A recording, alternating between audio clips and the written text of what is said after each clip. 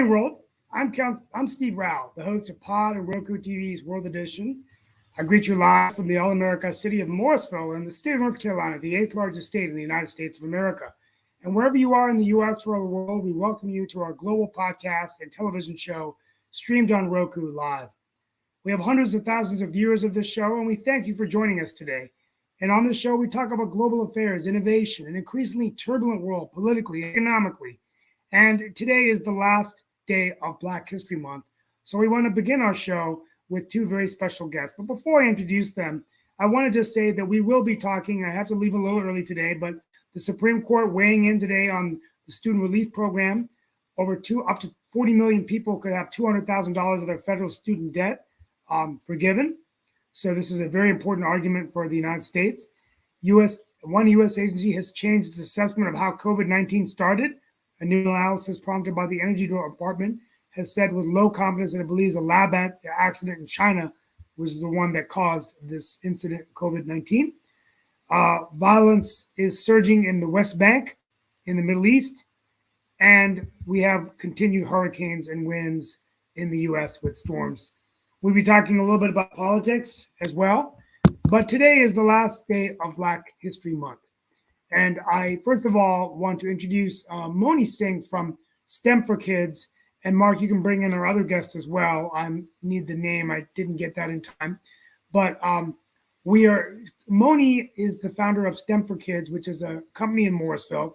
But she's recently written a book called STEM Icons, Black STEM Icons, and really was quite fascinating on why she wrote this book. And we want to sort of bring her on the show to talk about STEM, what her perspective of is, but most importantly, this new book and what brought it about. But if you could share with Mark and I and the audience some Black STEM icons that we should know about and talk about. So thank you for being with us. Absolutely. Thanks for having me here. So tell us a little bit about your background and STEM for Kids, but then a little bit about the book. Absolutely. So, my background actually comes from engineering side and then actually working in corporate world. So I used to work in the world of STEM, used to hire people in the science and engineering fields. And then about 12 years ago, I switched gears completely to educate children, educate teachers and their parents on how to bring the wonders of STEM to children. And that led to the creation of STEM for Kids, which actually, provides those training to people worldwide.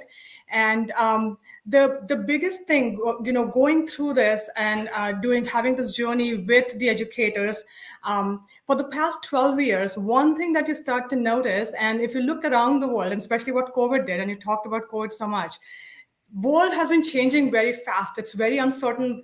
Things feel like what's happening. And one of the things that's important as we think about teaching STEM to children is not just about the end state. You may be teaching them X, Y, and Z, but that X, Y, and Z changes like that fast, right? So it's not just about that, but also about the process of how you get to that. And that's we call it the 7 C's. I won't go into the details, but the big part of that is to connect the children to some real life people who have done this. And that's where the STEM icons comes. So I'm going to show this book, STEM icons, right? People who actually have done this in their lives.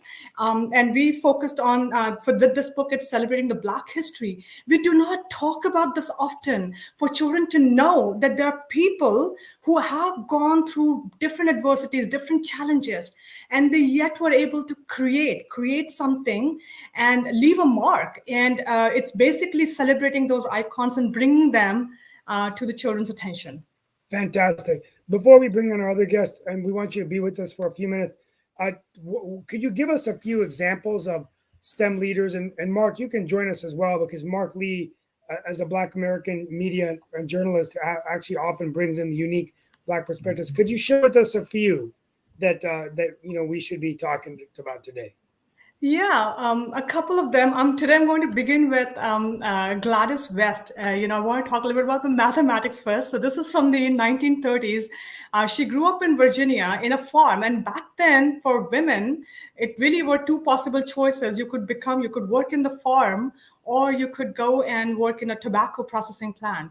And here she is, she's figured out a way to learn math, to teach math, and then she goes on to develop complex computer models of the Earth's surface and how it all comes together, and is behind the global positioning system, the GPS that we use for directions today. Pretty amazing.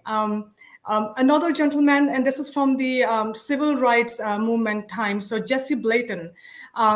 He was the first African American to own and operate a radio station. Now, we know about Martin Luther King, great, what the great things he has done. Now, it is said that it was his radio station right above MLK's office, and could have been, a way to propagate the dream. And so it's wonderful stories like that really encourage, what has happened, and encouraging the youngsters about what is possible. We have George Carver, who innovated agriculture, the peanut man, and came up with 300 different ways of using peanut and help farmers diversify their crops. And I could go on and on, Steve. Tell me. So the whole purpose, and we're going to introduce Jim Foster, but we want you to, this is an interactive kind of event for 20 minutes, so have you with us. So that's great. So your goal eventually is, to have these young kids learn about this and inspire them, which, by the way, today in STEM, I think the national figures show that only 3% to 4% of Black Americans are in technology, compared to where Moni and I live in Morrisville, Cary, in the United States. Probably, I think about 20 to 25% of Asians are in, many from India, in STEM. About one, at least in the research triangle, I would say 1 out of every 3 CIOs or VPs are Indian American.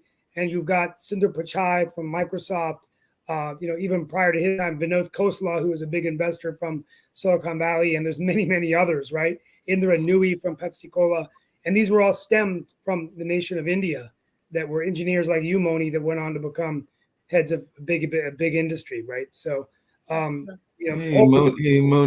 just really quickly, I was wondering your take on this. As I said before, and I actually may try to bring up a PowerPoint that he did, but there was a lot of African-American innovators of today that my friend Renee Daughtry did. And of course, he has the company Asymmetry and is actually an engineer over there at Cisco. But I know that one of the people that he mentions, and I can't remember the gentleman's name right now, is the creator of Archie. And some people may be like, what is Archie? But it was one of the early search engines. So if you're doing a Google search, or you're doing a Bing search, or a number of these other search engines type searches, which I know a lot of folks are doing, including our school kids, it was this gentleman that actually created that system. So I was wondering if you were aware of that gentleman and his name, because it's not coming to me at this particular moment, even though I'm going to try to pull up Renee's PowerPoint, which is about African-American modern day innovators that he actually shows when they do a camp where they're teaching kids about robotics over at the Hayti Heritage Center, which is one of the other places that I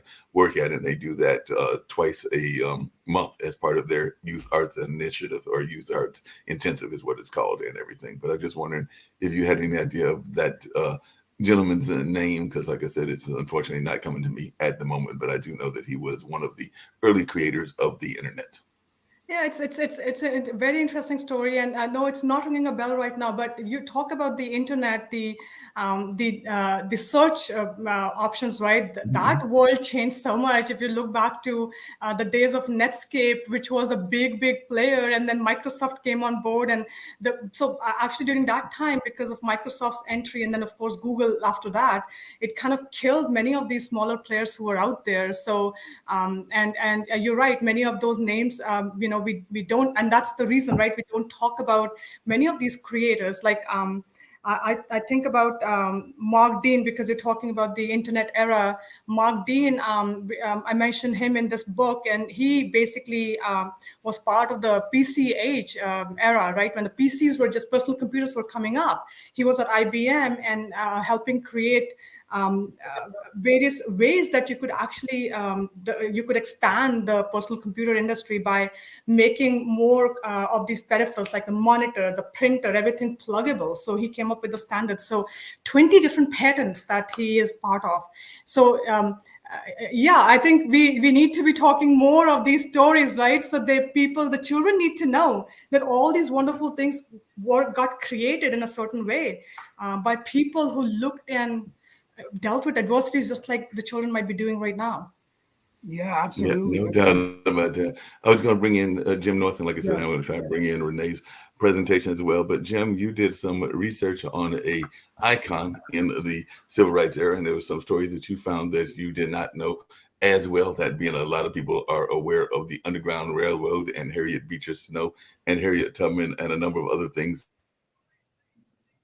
in that case. I was just wondering if you could share a little bit about your research and some things that you've discovered in those lanes, because you definitely have got this book that you've got coming out as well that talks about an unlikely friendship. And I know that those unlikely friendships can be very interesting. I live here in Durham, North Carolina, and we all know about that unlikely friendship that existed around Mr. Ellis and around one of the other civil rights leaders here as well that was more in the labor movement. Well, Mr. Ellis was definitely a known racist and all of that, but they had that unlikely friendship that became a movie and a book and all in that space. So I just wondered if you could share a little bit about what you learned when you went to Ohio, because we know Ohio is in the news because of what's going on with the railroads, but definitely it has also been a historical part of the civil rights conversation as well.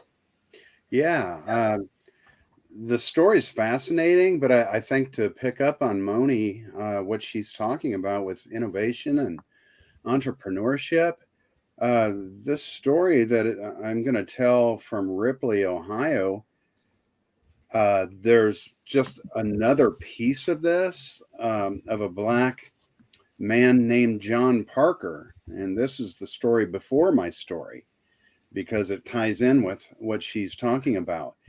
And this man was a former slave. See if I can tell this in a minute or so.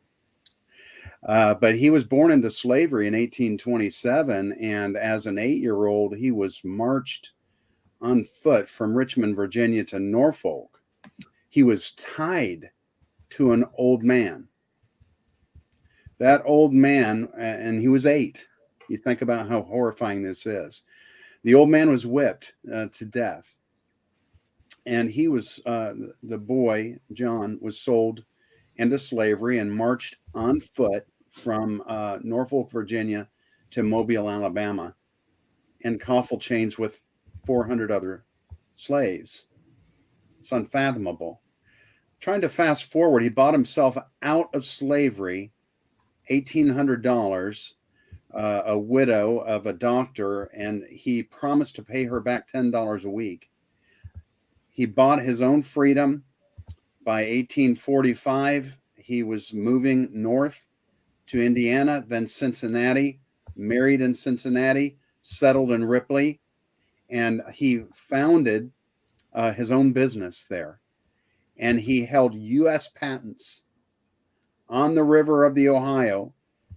He had an iron foundry, he had iron works, and he was an entrepreneur. But that was during the day, because at night he was floating boats up and down the Ohio, rescuing hundreds of slaves and bringing them to the other side. Wow.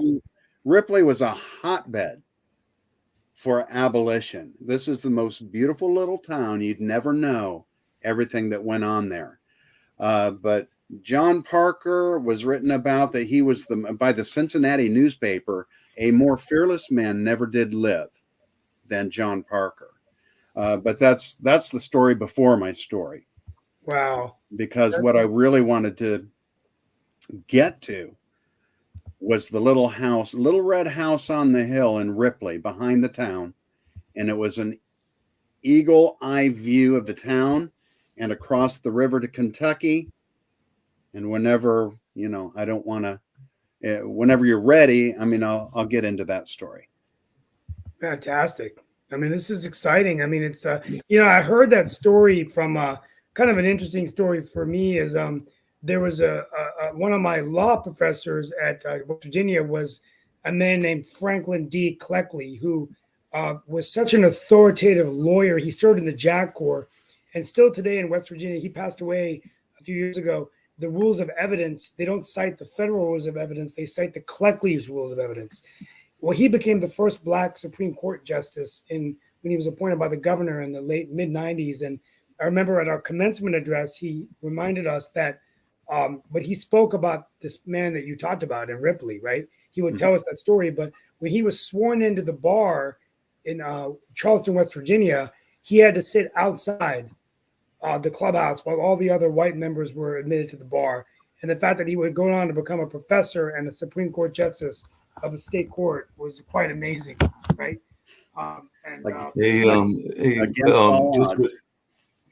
Just really quickly, these are some of the things that were put out by Renee Daughtry and everything. And like I said, it's living African American innovators of today. Marianne Kroc is one of them.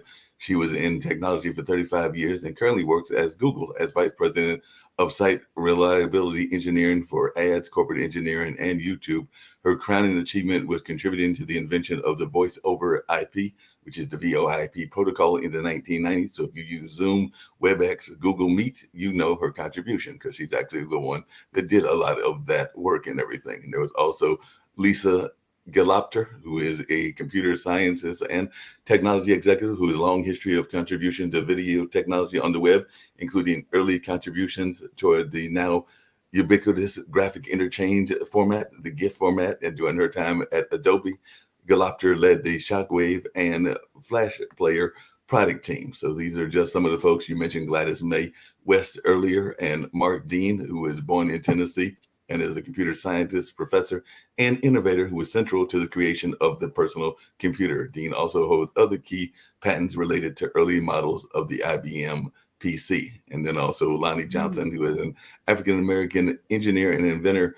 Lonnie Johnson earned his master's degree in nuclear engineering from one of our HBCUs, Tuskegee University, and went on to work for the U.S. Air Force and the NASA space program. And after tinkering with the invention of a high-powered water gun, Johnson's Super Soaker became a top-selling item by the early 1990s. And so that's just some of them. Also, Valerie Thomas, a graduate of Morgan State University, who invented the 3D movie. So if you've been going to see 3D movies, this is the lady that is at the head of that. Morgan State University is home to the Bears in Baltimore, Maryland, and Valerie Thompson invented the illusion transmitter, which was the first mechanism that allowed images to be viewed in 3D using concave mirrors and arrays of light. And this is the gentleman I was trying to remember, Alan Emtage, who is the founder of Archie and all in that space. And I think he's originally from one of the Caribbean islands and all in that kind of way. So, and then there is Philip Emeagwali, who is a Nigerian-American computer scientist. He achieved computing breakthroughs that helped lead to the development of the internet. His work with simultaneous calculations on connected microprocessors earned him a Gordon Bell Prize, which is considered the Nobel Prize of computing. And definitely we even see some in the music world, like Helen Gray is another name that was featured as well. So like I said, these are some of those pioneers that definitely is out there that Renee Daughtry has put out there in this lovely PowerPoint presentation. So I didn't get to all of them, but I did cover quite a few of them all in that space. But that is some of the history that we are talking about when we're talking about STEM work.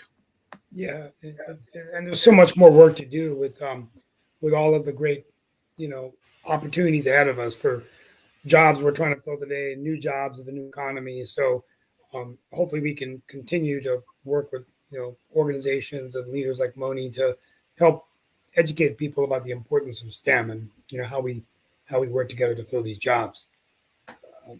Very important work. As we continue the show, are there any other thoughts that either of you have to share with us? We got a few more minutes before I have to leave, but Mark, please send the live link as well so I can share with Moni's students and everything that she's been on this new show, if you could. I think he's frozen up, but I'll ask him to send that to me. But anyway, this has been fascinating. Are you there? Yeah, you look like you're frozen on the screen. Might be a Wi-Fi issue. So are there any final thoughts that you all have about, just Black history in general? Definitely got to do that. Hey, Jim, if you... He's coming back. Okay, so if I may say something, it's really about we are living in a world which is, of course, evolving, and it's also empowering for the children, right? So when they see these stories and so many remarkable stories of people who've done wonderful work, and letting them, coaching the kids to understand that, yes, there are difficulties. Yes, there are issues. There could be different kinds of challenges that they can face. But here, look at these examples, people who have gone through, figured out ways to deal with those adversities. And I think that's a powerful message in resilience that we can also provide to children, to basically the audience members listening today, is that, let's take those issues, take them in a stride. But remember, I go back to the book, and there's an inventor, Garrett Morgan. He's an inventor of the gas masks that were predecessors to the gas masks used in World War I. And he could not even come out and tell the world that I am the inventor, because he knew that people will just not accept him as the inventor. So he had to find other ways to sell his product. He did it, and he then came up with a traffic light model with the warning signal. So again, it's, challenges are going to be there, but then if there are problems, there are opportunities to solve them as well. And that's one thing I would like to leave the audience with, is let's find ways to be resilient and being able to deal with these adversities. Yeah, absolutely. That's a great point. And we have Nick Paudiva. He's the owner of the network, the founder. Hello. We have I love the fact that you're discussing STEM, because STEM just doesn't get enough love by major media. They're like pushed aside and totally ignored. We celebrate celebrities who don't know anything and don't do anything, sports figures, which I like, but come on. And the STEM people, oh yeah, let's just forget about them. We also have a huge panel behind us that is itching to get in. I don't know if you want to meet them. But I don't know if Stu wants to bring them I don't have control. Come on in, folks. This is our panel. You want me to bring them in? Okay. Yeah, Dr. please, Dan Worthington. From the great Dan Worthington with us. Sorry for the delay there, guys. Former Associate Dean of the University of South Dakota School of Law. We have Shaquille Latmer, who is from Australia, who is now somehow got admitted into the United States of America on a temporary visa. We will send him back. We just when he talks a lot, by the way. Lee Rhodes, who's also one of our correspondents, and then also we have Sasha Starr from the Ukraine, who actually lives in Canada, who gives us an update on the war on Ukraine. So they were all sitting back there, biting at the bit, waiting to discuss. Sorry about that. Yeah, Mark has the controls, and anyway. And Mark has the controls, and he's not here. So anyway. Well, thank you for everyone joining us. We have a few more minutes with our guests. We're going to really open it up for just any kinds of questions or insights you have about STEM and then Black history and just in general. And then we're going to get into some conversations on the Supreme Court case, the arguments today about student relief. But are there any and Sasha is our Ukrainian expert. So yesterday was our Ukraine edition, where we talked about the war in Ukraine and, any insights there of what's going on. But I'm going to open it up to the floor. If there are any questions or insights our panelists would have, I'm going to go ahead and start with you. Go ahead, Sasha, start. I wanted to ask just one question very quickly from our guests. With you all mentioned the achievement of Black entrepreneur scientists in all areas of sciences, technologies, and everything. Never mind their achievements in sports, in music. What kind of I can't really. I live in Canada, and they just don't have that issue, and I don't understand why there is so much issue of racial discrimination of Black in the United States. Like, where does it show? How you go about that? Like, where is that? I really don't get it. I don't get it either. That's the problem, Sasha. You're from Ukraine, okay, and then you live in Canada. The United States is a very racial country, so it's a mixture. So one thing you had Black president for two. Even in Ukraine, you have racial strife. I mean, half the battles in World War II were basically ethnic, racial strife issues. So I mean, if you look at World War II and you read the Nazi conspiracy and all that stuff, the books they're published, it's all about my race is better than your race, or in this case, my ethnic background is bigger or better than your ethnic background. And it still goes on today in New York City. It still goes on today in Europe. They're very quiet about it, but they're all bloody ethnic. I don't want to call them racist, but they're ethnicists. In other words, I come from this tribe, and my tribe's better than your tribe. Yeah, it's racism. Yeah, it's just, racism. Yeah, it's just and not black-white racism. It's sit there and racism. say the Ukrainians and Russians don't believe they're superior to each other. Come on, Sasha. Now, real quickly, It's I know not, by the sorry, way, Ukraine, it's not a racial war at all, because Ukrainians and Russians is the same race and the same background. It's a fight of freedom against authoritarian regime in Russia. The Putin has the 140 million Russian people as hostages, and he wants to make Ukraine and then Baltic states and some others also his hostages. He wants to recreate, it's not even USSR, he wants to recreate a Tsarist empire of 17th, 18th, 19th century. That's what he's trying to do, but it's different time now. He's not going to succeed. So, Moni has to leave in a few minutes, and I know our other guests do, but I did want to just mention that Ukrainians are strong in STEM. So in North Carolina, in the Triangle, there's about 23,000, and many of them are from a city called Dnipro. It's actually spelled DNIPRO, which was the rocket science capital of the former Soviet Union. One of them is a guy named Misha Shevitz. I wanted to bring him on the show, but he's studying for his PhD, where he's doing AI research on AI and neural networks. And robotics, and he's working on his PhD. But when he calls his parents, he still hears the bombs going off. So it's quite emotional when I met him at the Ukrainian Vigil this Friday. But just want to throw that out there, that Ukraine is very strong in science and STEM and technology. Moni, I know you probably have to leave, but you're welcome to stay with us. Although, you know, it can get a little rough seas on and talking politics, but yeah. So now, Steve, thank you so much. It's nice to meet everyone, and thank you for having me on the show. Audience can find my information on themonisingh.com, and I will say my byes, and thank you so much. We'll catch up later. Thank you, we'll be in Moni. touch. Thank you for being with us, and we'll all get your book and our children and grandchildren. Thank you so much. So we're going to continue our show. I've got a few more minutes here. We got Jim North with us. Any questions about that? And then we want to dive into a little bit of the Supreme Court case and some, the arguments being held about the student debt relief, Biden versus Nebraska. And so all eyes on that, although there won't be any decision made until the summer. These are oral arguments, but a lot at stake here about the debt relief and whether it's going to be upheld or not. So anyway, just wanted to throw that out there. I mean, in terms of Biden and Nebraska, I don't think he has the executive authority to do what he's doing. And number one, Steve, I don't think what he's doing is correct. The United States is broke. Okay. Right. And now he wants to add another $500 billion to his brokenness. So for two different reasons. Brokenness. Yeah. He's woke and broke, I guess. But yeah, exactly. Well, no, he's sleeping. We can see that clearly. He's sleeping. We're broke, and he can't be doing this.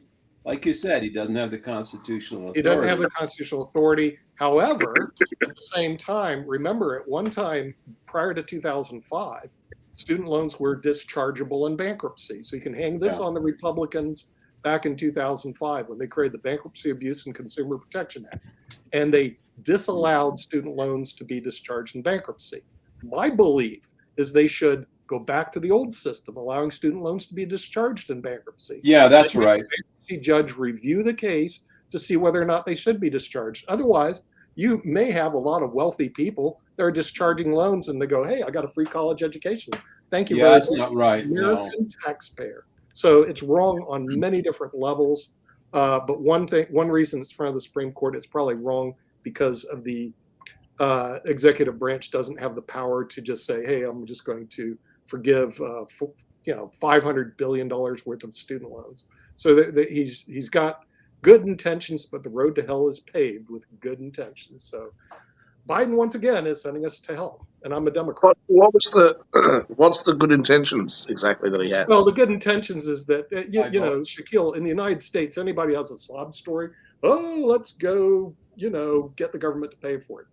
And run your sob story to the government. So some of these people probably have legitimate sob stories. Yeah, but so do other people. But so do other people. So do other people that don't have student debts. So what exactly is the good intention here? Like I said, He has made a political decision because he thinks that this is going to help him win. He thinks that this will help him and his party win elections. That's why he's doing it. He's not doing it because he cares about people. You're right, Shaquille. He's buying votes, Shaquille. That's all he's doing. Student debt is forgiving of student debt is an indirect tax or a direct tax on the rest of the hardworking Americans, many of who didn't go into college and rake up debt, but chose technical and or other professions that weren't college related, right? And so what it is, it's a tax on middle America, and it's wrong. I mean, frankly, I had $68,000 in student debt that I had to pay, and I paid every freaking dime of it. And it's like, what about the people who did? That's exactly my point. That the Democrats have clearly made a calculation as to whether or not, as to what's most likely going to give them a good result. That's how they've done this calculation. Republicans do the same things. It's not. Yeah. I'm not picking on one side or the other. Right. So what they're basically doing is saying we are going to help one group of people, and we don't give a shit about the other people. Yeah, and that is brutally unfair. Where I know that media tries to divide Democrats and Republicans. I'm a Democrat. Dan's a Republican, but here we agree. Well, I'm an independent. Oh, you're an independent. Well, I'm more independent too than I am a Democrat. And here I agree.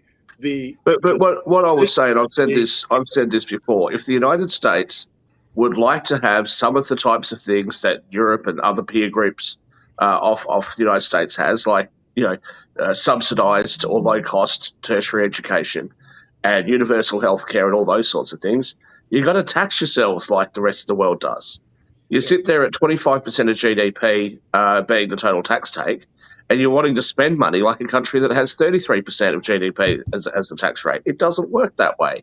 Yeah. And you can't do that unless you broaden the tax base. You cannot just keep sitting there saying, we're going to tax the rich, we're going to soak the rich, we're going to soak the rich. It doesn't work. Oh, but by the way, there's another great case in front of the Supreme Court. I don't know, this Fox News defamation case, sued for $1.6 billion. And their defense is, well, freedom of speech. Reality, they lied. Continuously on television. In other words, it was like, at a certain point in time, it is defamation. Basically the bottom line. And I think they're going to lose it. But anyway, they're going in front of the Supreme Court, yelling and screaming, hey, we have freedom of speech. When Hannity lied his rear off, people listen to Hannity. The guy's a complete liar. Then you have Dubs or whatever his name is. He used to be on CNN. Then after somebody paid him a lot of money, he lies now on Fox News. Laura Ingraham, who's one of the biggest liar lawyers in the world, she actually has a law degree from University of Virginia. She's pretty impressive, except she doesn't have a bone of truth. Her and Rachel Maddow are like complete extremists. So no, this is your opinion, right? This is your opinion, Nick, right? You think they lie, right? People listen to Fox. They listen to No, that's your opinion. Have you ever listened to CNN lately? But the thing is, like one person said, MSNBC, goes the lies they opinion. Fox is parading around like they're a news channel. People with small minds, which is the vast majority of the American public, are listening to them as if they're telling the truth. Fair enough. And people who are open-minded like you, Nick. People who are open-minded and well-rounded like you only get their news from CNN. Right. Right. Well, see, you can never trust the liberal, right? Never trust the liberal. So, real quickly, guys. You're even left of Steve. It's not left. It just has to do with ethics, Dan. You getting back to what Shaquille said, classes. Fox News failed ethics. But there's definitely some media bias. We were actually talking about bias yesterday on the radio show because I had a gentleman in. Mark Steve wants to say something. Bias and everything, but I was trying to get to Steve, and then I had a comment to something that Sasha said earlier. I was having Mark, I have to issue. leave soon, but I've been getting messages. If you could email me the live link so I can share it to all the people that listen about STEM, if you could do that today, that'd be great. I'm so sorry. Yes, just put it in the chat and I'll forward it right now. I got to leave, but the one thing I'll say when we're going to come back, and Shaquille Latimer made a good point. I mean, I think that if taxing the rich isn't really working and we need more sources of revenue to do all these things, the one issue that the Democrats seem to have gotten away from is expanding opportunities for the middle class. So when you look at Bill Clinton, when he was in the White House, of course, it was a very different time. He said it's the economy, stupid, and it was really the largest expansion of middle class Americans. So in any economy, if you grow the opportunities for the middle class, getting more income in their hands, whether so they can buy things. This is happening in India, whose middle class has now risen to over 400 million, which is larger than the U.S. population. And so that's just something to throw out there from a policy perspective. Seems to me that both parties have gotten away from that. The political discourse, much of this show, we're talking about social issues, talking about insurrections, talking about guns, but what about just sheer economic opportunity for the American people? Right? Well, Trump believed that. Yeah, I mean, but if people had jobs and money, they wouldn't have to incur loans. And the second thing is, why are tuitions so high? Hey, Steve, also, if they had some decent coaches, there are a lot of places you can go to school and you don't have to incur loans. I mean, this you got to hang on the educators too. They encourage. No, but hang on. You can't do this. There's ways you can let's be realistic. Let's be realistic. People don't want to go to community colleges. People want to go to Harvard and Yale and Princeton, right? They want to hang out and network with kids that also come from affluent families. That's where they think there's going to be opportunities. They just don't want to pay for it. They don't want to pay the $300,000 that it costs to go to Harvard. That's what they want. There's a lot of different options out there to get an education that doesn't cost you that sort of money. And some courses you can test through. And I can't say that everybody wants to go to Harvard or Yale or Princeton or any of those other Ivy League schools. Because they can't get in. I think that is a false narrative. They can't get in. They shouldn't be there anyway.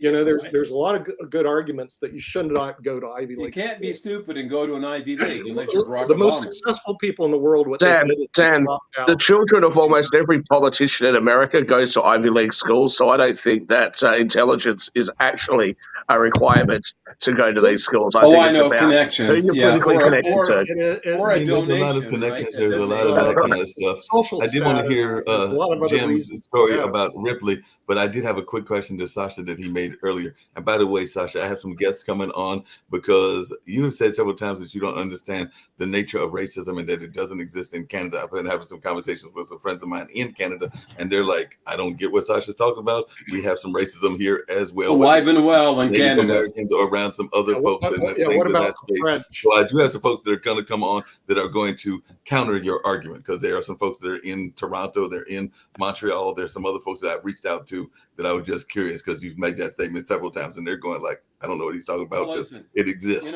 Black folks are going to. I'm prepared to about discuss this that. worldwide. That's what they do. What did you say again? I said black folks complain about this worldwide. It doesn't matter what culture they're in. They're always going to complain about racism. It doesn't matter how real it is or perceived or whatever. It's just going to be a complaint because they feel like they're being treated unfairly. And I don't know if they are or not in those various countries. Well, there's a couple of things that are going on. I'm just going to be blunt about it. One is that there is, and me and Shaquille have had conversations about that. There is a nature of elitism, and that exists in both the African American community and other communities as well. And that is part of what needs to have is a tackle against that kind of elitist attitude that exists in a lot of cultures. It's not just the white culture. Oh yeah, no question about that. And there's a number of things that can be addressed and we can have discussions about and everything. But let's be very honest, and I'm just going to put it out there to both Nick and Dan, and put it out to even Jim here, since they represent part of that culture that I'm going to mention. But isn't part of the conversation the fact that as the world becomes a little bit more darker complected and the things of that nature, that if the power structure historically has been European American, would not the folks that are part of that power structure feel threatened by that? So I think that's what is going on. the way that you guys twist and turn this in order to fit this narrative. Let me tell you something. First of all, when Dan says that people of color all over the world have this issue, you know where they don't? They don't have it in Africa. You go to Africa, they're not sitting there complaining about the plight and what white people have done and how bad white people are. They're not doing that. You know what they're focusing on? They're focusing on healthcare. Well, South Africa, they did for a while. They're focusing on education. They're focusing on improving their lives. But what we see here in America and what we see all over the West is all of this constant whinging from people that live in the most luxurious time in the wealthiest countries on earth, and all they can do is sit there and go, well, Complain. I think that other person might have an advantage over me. That person's acting too elite. That person needs to adjust their attitude, etc., etc. It's just nonsense.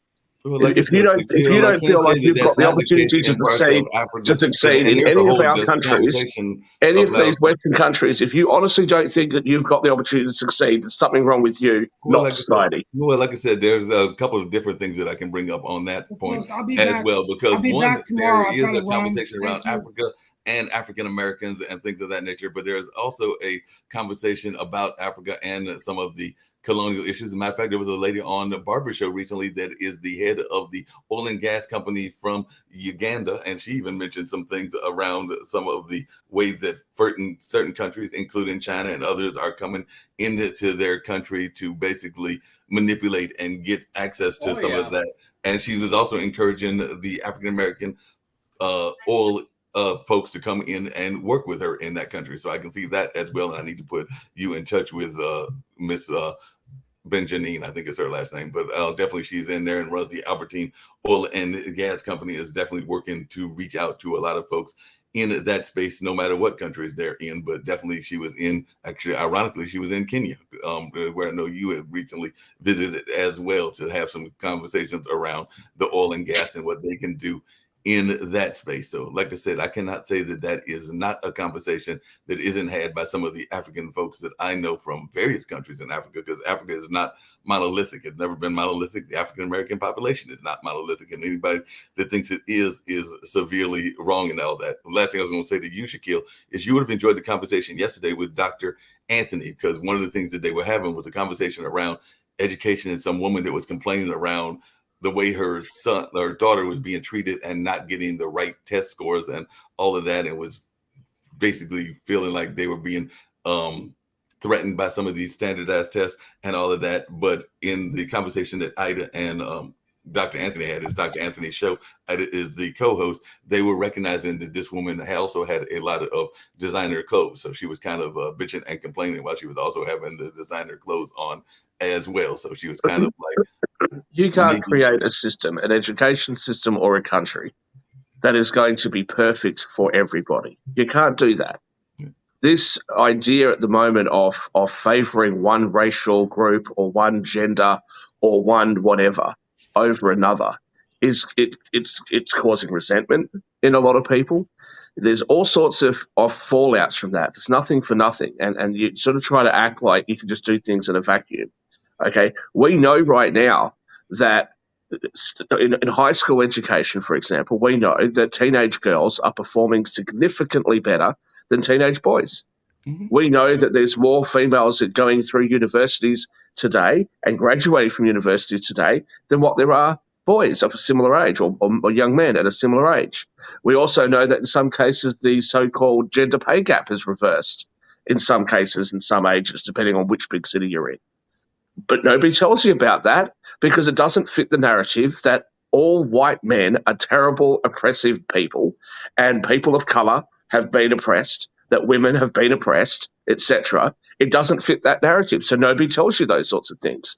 And so you act like these things still exist, that all white men are doing these things. They have the power structure, as you said before. It's always been a European structure, blah, blah, blah, blah, blah. It's just not true. And I might just remind you of something I said a few weeks ago. The Five Eyes countries and all the Western countries, the New World countries like the United States and Canada and Australia, these aren't white countries. These are countries where people came from all over the world. It's been a melting pot of different cultures from all over the world to create unique systems of government to the betterment of all of us. So I don't know why 250 years later, people want to act like America was founded by these white, rich aristocrats and nobody else.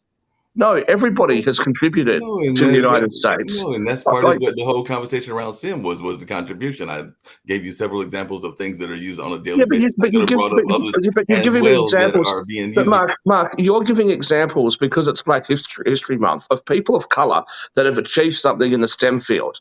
But we don't talk about this any other month. We don't talk about the achievements that were made by people of any color or any gender any other month. I mean, Well, I mean, it's a cop Black out. It's history. a cop No, out. I and don't that care is one what of the people arguments say. that get.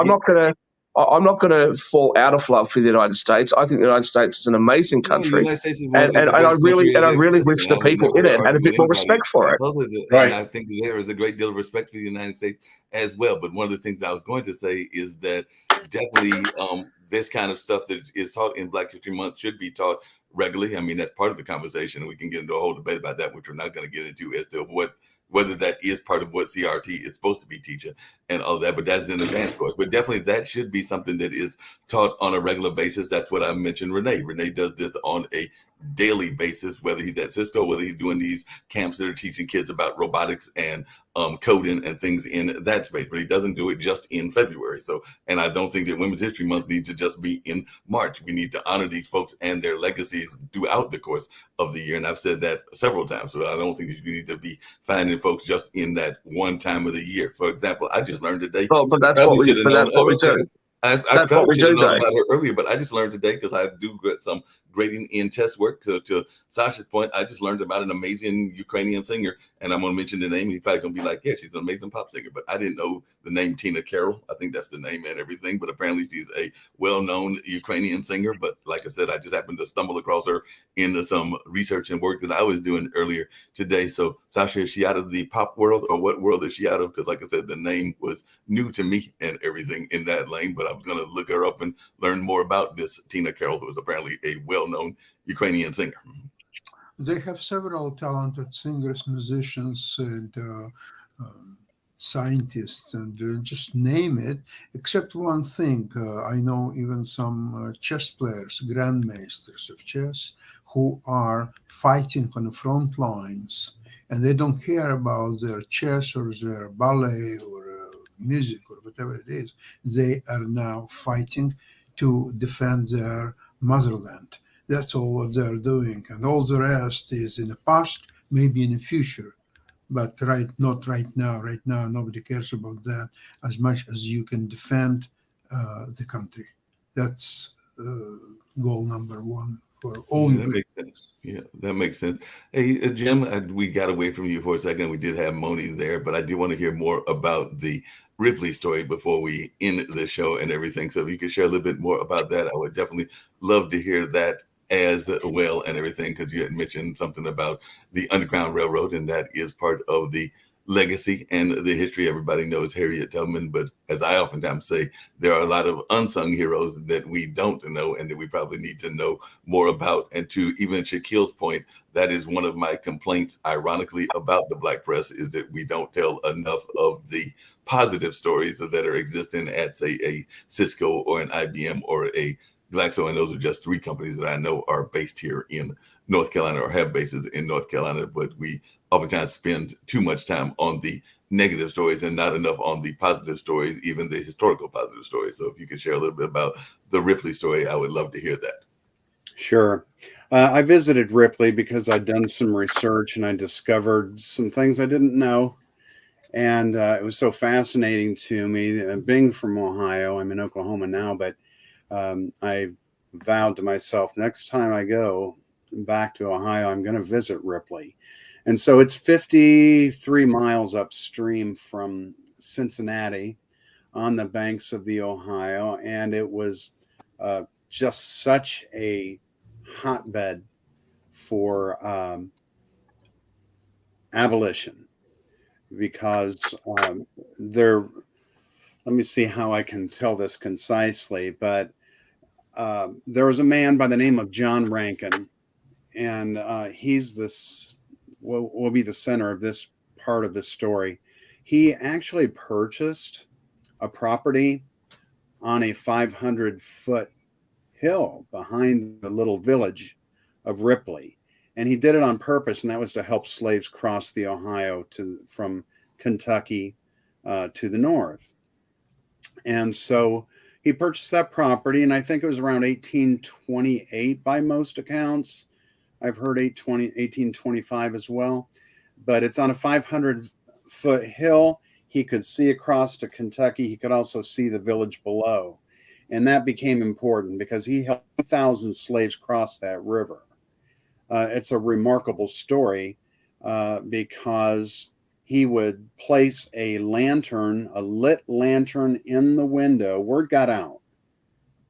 A slave catcher in Kentucky one time said, every slave from Lexington, Kentucky to the river knows about that little red house on a hill. And so they thought it needed to be broken up, because they didn't like it. But John Rankin would place that lantern in the window, and slaves on the other side knew that if that lantern was lit, it was safe to cross. So the thing about that bird's eye view for Rankin is that he could see if there were slave catchers on horseback combing the town to find them and send them back. So the way he did this, they would climb that hill all the way to the top. What they call then and now the 100 steps to freedom, the final ascent to the front door. He would keep them for 2 to 3 hours only, feed them, care for them, clothe them, and then his sons would take them out the back of the property further north on the Underground Railroad. Now, there's a black man by the name of John Parker who also helped slaves cross the river, and he called Ripley the terminus of the Underground Railroad.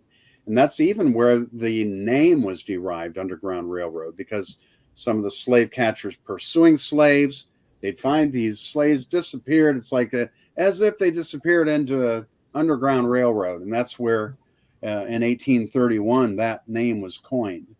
But he helped 2,000 slaves to freedom. And I think, one of the sad things is that you'd think, okay, once you got across the river, you're safe. No, you weren't. Why is it that people still had to be taken into Canada? That's kind of a problem. It's like, the North and the South, but once you got into the North, you got to realize that there were wealthy investors that owned slaves in the South. So all places weren't safe, but there were good people. There were good people that helped this cause. And Ripley was a key, what they called the Ripley Line. That was this most prominent route of the Underground Railroad. If you have time for me to tell this, Ripley, if you can give me another minute to tell this part, is that all right, Mark? Yes, please. Okay. So in Cincinnati at the time, there was a college, and this young woman named Harriet Beecher was studying there to be a writer. And she visited John Rankin in Ripley because he had heard about what he's doing. And she was so fascinated and intrigued. And the students on the campus of that college in Cincinnati had debates 18 days in a row, 2.5 hours a day, on whether slavery should be abolished or slaves should be colonized. And so they had these arguments. And anyway, Harriet Beecher attended that college. She visited John Rankin in Ripley. She heard about this story of John Rankin, one of the slaves that crossed the Ohio with her baby. And she fell through the ice and she is fighting for her life. And by the time she crossed that river and got to the other side, exhausted for the fight for life, she looks up and there's a slave catcher. And so his name is actually Chauncey Shaw, but he was so impressed with what he saw, with her will to live and save that baby, that he said, you know what, anyone that can do what you just did deserves your freedom. And he pointed to the house on the hill and said, go there and you'll get help. And she did. She went in and, you know, a few hours, and then went north, and then later came back and did some more rescue operations herself. Wow. But anyway, Along those same the lines. bottom line, if you give me about 15, 20 more seconds. Yeah. She put that in her book, Harriet Beecher Stowe, married. Her name became Stowe. She wrote Uncle Tom's Cabin. Mm-hmm. She put that story of John Rankin into her book. But the fictional name she assigned to that mother was Eliza, and her baby. And then that book, of course, by the time it was published in 1852, was the best-selling book of that time period. So that story was actually about herself, Jim. Is that right? Harriet? You're saying that she recounts in that book. She actually recounts something that was actually her. No, my apologies if I conveyed it that way, Shaquille. Harriet Beecher learned of the story of the slave and her baby crossing the Ohio. Right. She learned it from John Rankin, and she was so impressed with the story that she put it in her fictional book, but she changed the name. Yeah. But the story was based on fact and everything. And one of the things that I've oftentimes been impressed with, and you might have had some of that same experiences, Mr. North, and everything, is that a lot of the women that were in charge of the Underground Railroad, and a lot of the guys as well, were they were not going to hold anybody. They were going to hold their people very accountable. You know, they talk about leadership and everything. And it's my understanding that both Harriet Tubman and Sojourner Truth and a number of others were determined to get their people to freedom at almost any cost, kind of to borrow that Malcolm X phrase, and that they would sometimes almost threaten the people's lives if they were wanting to run back and head back toward the slavery and all of that. But they were determined to get them to freedom, and they had that kind of attitude of true leadership that they were not going to lose any man, if I can borrow that term from the military, and all in that sense. But I was just wondering if that's what you had learned as well. Oh, absolutely. And these two men in Ripley, because earlier on the show I talked about John Parker, who's a black man. John Rankin was a white man. Rankin helped 2,000 slaves to freedom. Parker himself saved a few hundred by himself, just by going into Kentucky, and he extracted people out. Tales of heroism. But the thing about it is that your point, Mark, is that these people were committed to this cause. Mm-hmm. This to me shows that it was not a skin color issue. Because if you were a white person and you helped a black person, watch out. Because you might be next. I mean, it's such a sad, sad thing. But Rankin was threatened, all the time. And his sons. And he had 13 kids. And he raised 9 more besides. This man and his wife raised 22 children. I think this is the point that I'm trying to make. People from different skin colors and different classes in the socioeconomic environment of that day did different things. Some people were good and some people were bad. Mm. The looking back at history as if only the bad things happened, I think misconstrues history, and I think that's why you have so many young people in America who actually think nothing of burning the American flag, or they just have such a poor view of their own country. And I don't get it. I don't understand it. I don't understand why people in America are happy for the next generation to feel so poorly about such a great country that's provided opportunities to more people than any other country on earth. I just don't understand this, Mark. Well, they've been taught by their whack job liberal professors Well, it's not just the professors, and we've got to get to the other show, the Ukrainian show, and all in that space. But one of the things I was going to say is that a lot of it I can't say is not folks that are not proud of their country. I know quite a few folks that are of various ethnicities that are quite proud of their country. And as I've said before, and I'll say I'm not talking about the ones that are proud. I'm not talking about the ones that are proud. I'm talking about the ones that aren't. I'm talking about the ones that write in the street and set fire to the American flag and say there's nothing good about America. I'm talking about those ones. And there's a lot of them out there. I know some people that ride in the streets and they're protesting even around labor and everything else, but they will also tell you that they are proud Americans and that they see some of the greatness of America as well. I've mentioned some folks on this show. We've had some folks on this show. We'll be having some more folks on this show. Now, do some of them have a belief system that may not be as much of a supporter of capitalism as others? I can't say that there are not some of my friends and associates that are not more in the socialist lane than I would like them to be, but that is their prerogative and all in that space. But I can't say that they are not proud Americans at the same time either. So I think that that is an unfair statement to make, and I know quite a few folks that are very proud to be. Well, no. It's only an unfair statement if I said it about your specific friends. I didn't say that. I made a general statement about people who have this attitude. You've responded to it by telling me about people that don't have that attitude. So I'm not really sure. My point was that I don't think it is as prevalent as you and others on this panel are making it to be. I know that I live near Duke. I live near a number of other places. I go by Central, and I could probably have this conversation, and quite a few folks would tell you that they see things that they would like to correct within the United States and in the world and everything, but overall